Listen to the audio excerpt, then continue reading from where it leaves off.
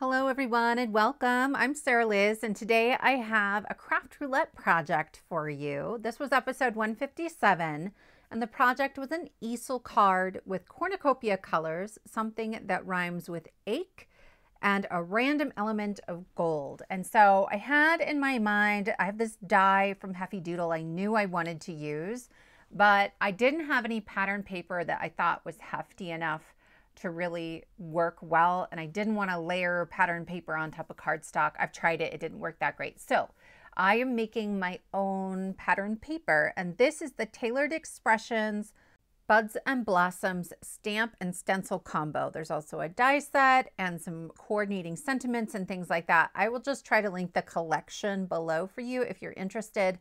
I got this as part of the Crop and Create virtual retreat. You guys, if you have not considered Crop and Create before, I know it is an expensive investment, but we got so many different stamps and dies and so much stuff back that was well over, I think, the cost of the retreat. But more than that, it just was an incredibly creative and amazing weekend. If you can fit it into your budget, I would look for that. I think signups are soon for the one in the fall. So I took my background stamp, which is just the branches, and I stamped that in some Versamark ink, and then I added some Brutus Monroe gilded embossing powder. It's a slightly darker gold than some of my other gold embossing powders. There are 4 layers to the stencil and they're etched. You can kind of see it in the light there, and I'm making sure my stencil is going in the same direction as my paper. I didn't at first. That was very confusing. And it's not too hard to line up if you just kind of wiggle it until your background that you can kind of see through the stencil is lining up with those etched lines. This first layer is going to be just the leaves, and I am using Pearfection from Simon Says Stamp and my Trinity Stamps blending buddy tools. I am doing a ton of ink blending, and so I like this particular tool. It makes things go pretty quickly for me, and I get great coverage, and it doesn't hurt my hands. So anyway, I know I talk about them a lot, but I absolutely love the blending buddies. So I'm just going over the whole thing. I'm not worrying too much about it being a perfect blend. There's small spaces and there's going to be a lot of color on here. So I peel that off and it looks great. The next 2 stencils are going to be the buds. And this is easier to line up than the first one because I'm just kind of wiggling it until it's lining up with that dark green ink I can already see. I've grabbed some Amethyst ink from Simon Says Stamp, and I know that everything's going to get a little more muted on this background, right? This is Toffee Cardstock from Tailored Expressions. It's my favorite craft cardstock, probably the only one I use unless I am layering. And even though I could have done just 2 shades of purple, and then this is the violet, when I peel this back, I love it so much with these 2 purples. So I could have done one on stencil 2 and one on stencil 3, but I did it. It's fine. I will do this again, and I will definitely do it that way. I really wanted to embrace the sort of cornucopia of colors, even though it's not fall and I'm a little desperate for spring. So I peel this back and I mean, can we pause and look at how pretty that is? There is a whole nother set then of little buds to fill in. And this one, I am going to come in with some citrine ink. It's a really bright, vibrant, sort of orangey yellow. So I did a little test swatch to check and see if I liked that in with my purples. And it has the same tone and feel. I can't go just by the color as I know it. I really needed to see it on that Toffee cardstock. I'm using some little mini blending tools. I got these from Amazon and I love them. I didn't even have to mask anything, and I can go around and add, you know, color to just certain blooms. And then this is Watermelon from Simon Says Stamp, and I will go in and I will fill in the rest of those little buds. The 4th stencil is a layer that goes on top of all of the blooms. And so I wanted to make sure I was choosing a color that would look good layered on top of both purples and the watermelon and the citrine, right? You see it? It's so cute. I love these little flowers. They're actually my rhymes with ache. These are fake flowers.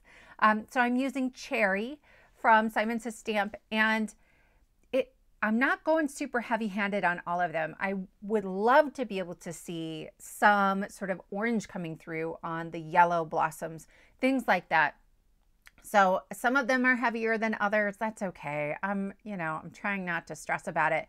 I am, of course, doing this card on a Thursday night. I started after dinner. I'm a patron, so I get extra time, but it doesn't, I don't even start until Thursday, you guys. Oh, this is the Heffy Doodle die that I knew I wanted to use as soon as I watched Craft Roulette. I watched it live this week. And because my ink is maybe not quite dry, I put a piece of just printer paper on top of it when I ran it through. And in this middle section, it creates 3 score lines for me that are going to create this pull-up easel mechanism. And then it pops out this little tab, pull tab area at the top. I've kept it, but actually in the end, I'm not going to use that. This is the piece that's going to go behind and is going to slide in and out of the card. And I am just running that through my die cut machine. It doesn't cut the entire rectangle. And I was watching a Heffy Doodle something, and I think it had to do with keeping costs down on the die. But you can see I just sort of pulled off what I could. And then I will line up the very bit of the edge it did cut in my trimmer and chop that off. And it's super easy. It's not a big deal. Yeah, I would rather have a cheaper die. So I'm adding glue just to this skinny little strip at the bottom. There's a score line right above that. And then I ended up lining up my pole along that bottom, what's on the bottom right now, and then pressing it flat, and it lined up beautifully. It is right on the edge where I put that glue. And then I also know that it's centered in the back and it's lining up with the top. And so I have a piece of cardstock, an A2 panel right behind that. And I'm just pulling it and making sure everything's moving the way that I want. I bought this Grumpy Bear a couple of months ago, and I love him so much. This is the Big Grumpy Stamp and Die combo from Tailored Expressions. And I love when a card looks really pretty on the outside, is sweet on the outside, and then you open it up and there's a little bit of sass in there.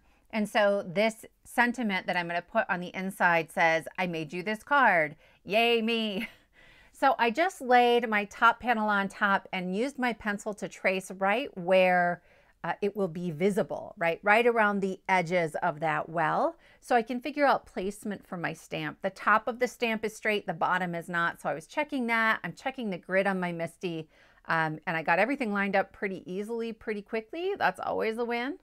Then I stamped it with some Versamark ink, and I am adding more Brutus Monroe gilded embossing powder. If this were a drinking game, every time I pulled out my embossing powder, I would have had too many Diet Cokes to sleep this evening. But anyway, I am going to shim this up just a little bit. So I've just taken some scraps of that same Toffee cardstock. I'm trimming them with my scissors. I don't want it right up against that pole panel, but I want just a little bit. Do you need those? I don't know. I've done it once without, but I don't remember how snug the pull was. And I've heard other makers, I love Lauren Taylor Made, and she does some stuff for Heffy Doodle, and she always puts like a shim or something in there to help it pull more easily. So I did it. I trust Lauren. I'll try to link Lauren below because I think she's super awesome. And then I just have it on the 3 sides, and that will give me just a tiny little bit of room. If you were going to put like a gift card or something behind here, I definitely would shim that. But this is just a birthday card. This is just a beautiful, funny, pretty birthday card. So I'm adding my wet glue only to where I have added those shims. And then I'm going to add that to my back panel. I did not add this to a full card base. Okay. So this is going to pull up and you will reveal the sentiment, but then on that pull tab at the top, there's tons of space for you to write a greeting. So that's where I will write my little message to the recipient. Then I pulled out what you know are 2 of my most used die sets. This is the Sunny Studios Scallop Circle Mats 1, and I use the medium scallop circle along with my Waffle Flower nesting circle dies. And this is one that just barely covers up those stitched lines. And then this sentiment came from a stamp set that we also got at Crop and Create. And I will try to link it below. I don't see a name on the packaging that I have, but I will try to find it. So the happy birthday just barely fits into that circle. That was good enough for me. So here we are. We pulled out the gold embossing powder yet again. And I like it, but I feel like there's a lot of empty space at the top and the bottom here. So I am pulling out, this is the Buds and Blossoms die set. It's teeny tiny, like it's just a couple tiny little dies, but they're so cute. So when I first made the 3 cards from Crop and Create, I showed them to my husband. They were my favorites. And he was like, I don't know, the circles are kind of weird. And I was like, what is wrong with you? I hope you like these. They're so great. And I'm gonna assemble these really quickly. So I cut the bud part out using 2 different colors, and then there are also layering pieces for the green bit right under the bud and then for the leaf that's on the stem. And I love that it creates this sort of etched detail into the flower that is really, really gorgeous. And then it also adds just a little more dimension, a little more stability. I know I am going to get tons of mileage out of this set. So I'm going to assemble these pieces by adding glue to my circle and adding that to my scallop. And then I'm going to stick these buds kind of on the bottom. So this is the back side. I'm adding glue. I mean, it was late, you guys. It could have been the front side and I'd have had to start over. But glue to the back side. And then I am just going to kind of maneuver. And you've got some wiggle room. Those stems are real thin, so you can put them a little closer, a little further apart. And I'm going to clip off the bottom. And once I do that, I'm going to move the leaf so that it is overlapping the stem, because I kind of disconnected it when I chopped it. And that's our little happy birthday sentiment. When I add this to my easel, I have to make sure I am only gluing it to the bottom part. Okay, or I guess the middle. There's a tiny little strip at the bottom, but I only want to glue it to that one piece or it's not going to fold up. You're not going to get the easel movement on there. So I can stick my fingers in it once I pull that up, and that will put the sentiment right onto the front of my card. Then I am going to add pull. I can't believe I freehand stamped this, you guys. I mean, we're talking like 9:30 at night. I'm doing this. This is Pinecone ink. VersaFine Claire. And so like I typically get a perfect impression the first time. It's a pigment ink. So I stamped it and did like a little practice, and then I lined it up beautifully. I am shocked at myself.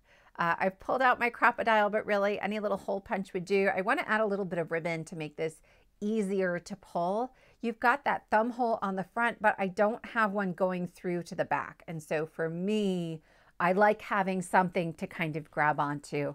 This is just some thin brown ribbon from my stash. I think it's probably 10-year-old Stampin' Up. But it worked beautifully. And I cut out the 10 years I spent fumbling with it. And then I'm still, you're watching me like struggle bus through this ribbon. Sorry about that. I don't use ribbon that much anymore. I don't know. Do you guys use ribbon? Tell me about it. I want to know. I've kept a bunch. I'm going to trim that off once I kind of get it through there so that I have a fishtail end. Normally I would use a lighter to make sure they don't unravel, but this isn't polyester. I tried it and it's caught on fire. So anyway, this is my card. I hope you like it. I love it. I had fun making this. If you liked it, give it a thumbs up, consider subscribing, and I will see you next time.